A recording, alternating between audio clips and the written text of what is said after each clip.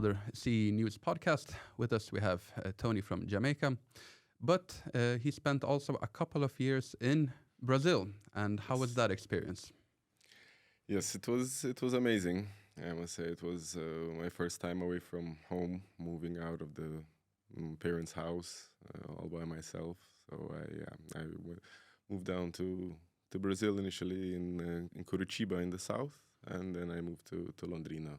So, how old were you at that point? I was 20. Yes, when I made the move.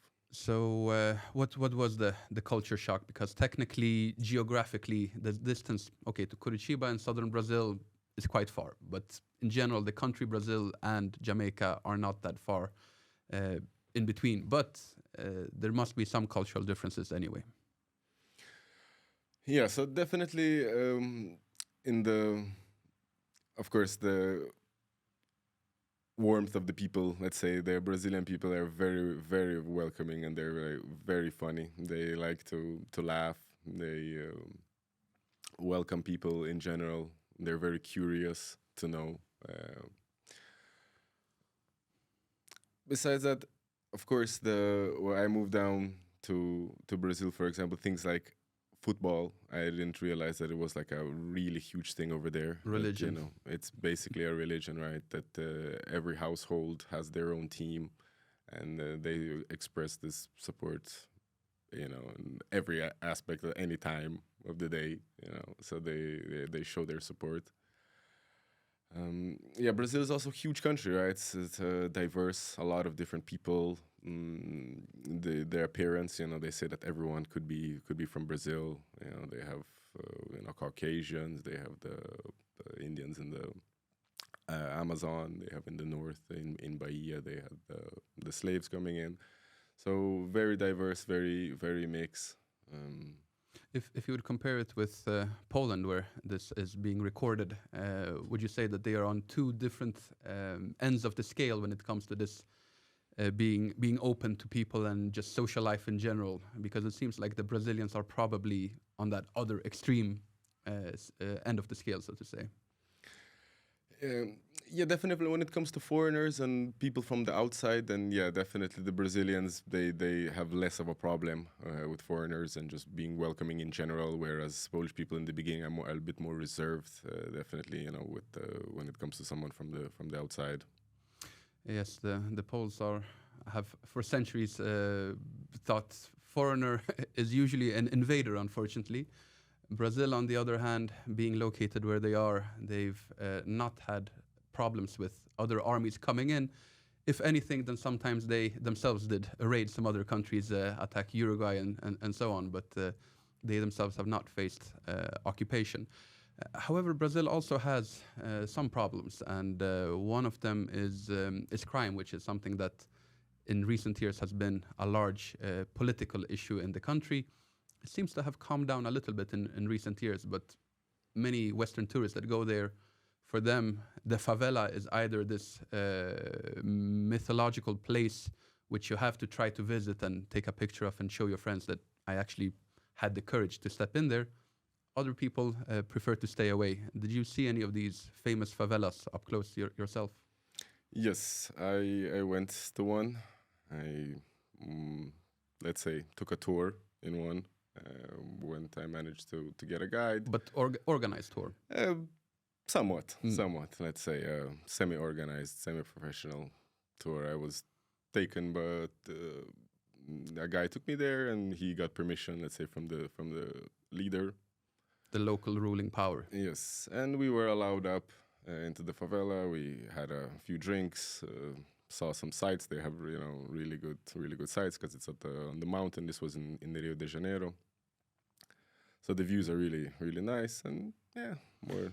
But do you feel that you're entering a somewhat different world, that this is not somewhere where the state's authority is extended fully and that somebody else is in charge? Yes, for sure, because they, I remember the entrance is very small street, right? It's like controlled, so there's basically one way in, one way out, and then it opens out into different houses. So definitely, you get a sense that the police isn't coming up here, right? So they have their own laws there. and they do. Yeah. Yeah, the police would have to fight their way in for hours. So Yeah. maybe they show up once every 8 months or Yeah. once every year, but it's not a daily occurrence. What about in general how the place looks like?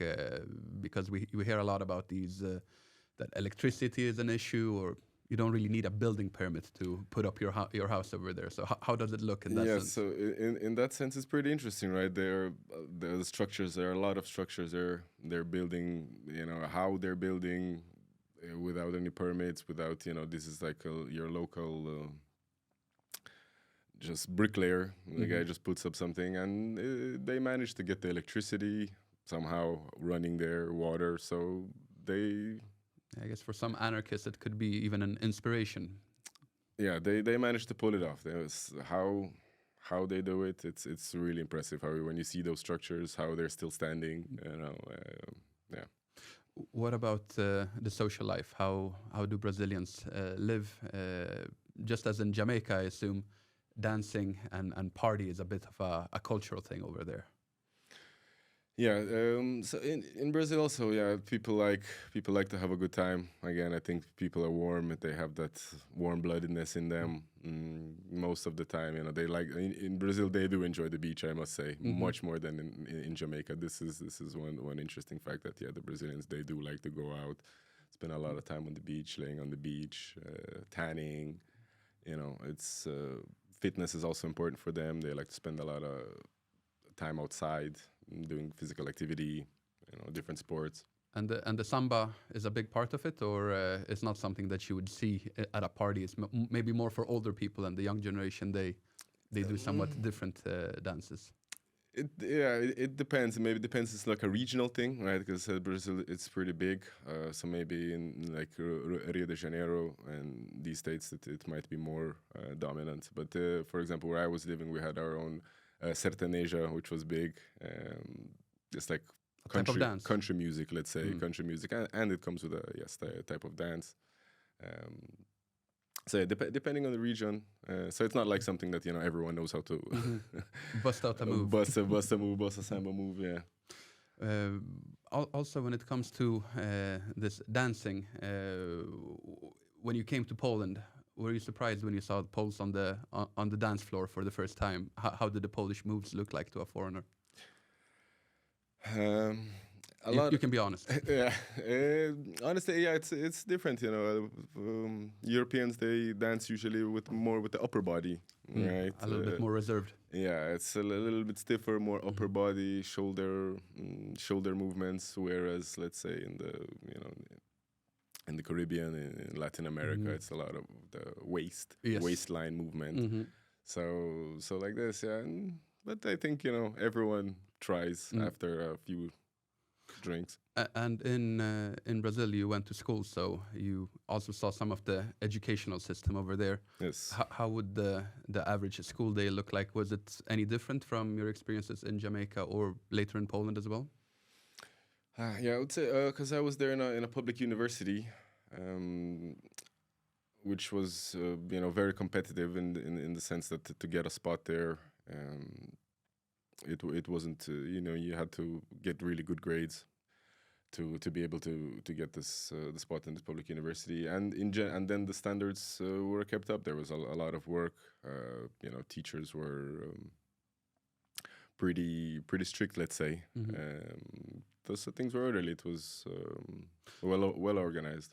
And what about the language issue? Because naturally, Portuguese is not one of the national languages of Jamaica. Was it an issue to learn the language? Because I assume that the Brazilians, they don't speak English in any large degree. Yeah, almost. There was very little English that I encountered in Brazil. Yeah, I spent the first year basically learning the language. So I learned the language, and then I went on to study in the university after I had mastered the language. But the Brazilians, because when you encounter some people in Europe, for example, the French and German are maybe most famous for this. If you just started learning their language and you walk up to them and you try a few sentences, if you don't absolutely nail it, then often they pretend they don't understand anything you said. Were people more open to mistakes, so to say, in Brazil? Yes, I would say so, definitely. No, I didn't get any of that. They were always interested, that I would appreciate it, that I was trying, and yeah, they corrected me when it was necessary, but never a vibe where, you know, I didn't feel welcome just because I didn't speak the language 100%. And then when you moved to Poland, what was your experience here with the language? Was it a lot of people walking up to you and trying to speak English instead of Polish, or were they also understanding with your Polish language? Yeah, so here it's a lot of people speak English in Poland, right? Especially the younger generation. A lot of them speak English. So when they realize that you don't really speak Polish very well, they see it as an opportunity to be able to practice their English. So then they switch immediately, and so this kind of is like, it creates a different dynamic, right? That it's when it comes to learning the language, it makes that a bit harder. And also the Polish language isn't famous for being one of the easier ones. So I assume that a lot of foreigners, when they are given the opportunity to speak English, they probably happily take it. Yeah.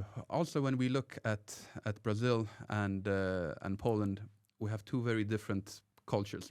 Did you come straight from Brazil to Poland, or you were back in Jamaica before going to Poland?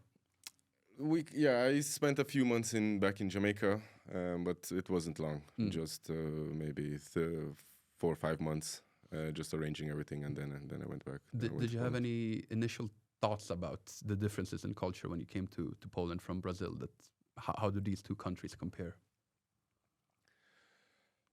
Yeah, so when it comes to main differences, you know, of course the weather is like has to be brought up as a big factor of it. But for me, it's like all an adventure, right? You have to understand that these people are different, and they have a different culture, different ways of life. For me, it was more about trying to understand, trying to get to know them. Yes, well, the world is definitely a big place. There are many places to visit, and we will continue looking in the future at how different countries compare. So thank you very much for coming on. Thank you.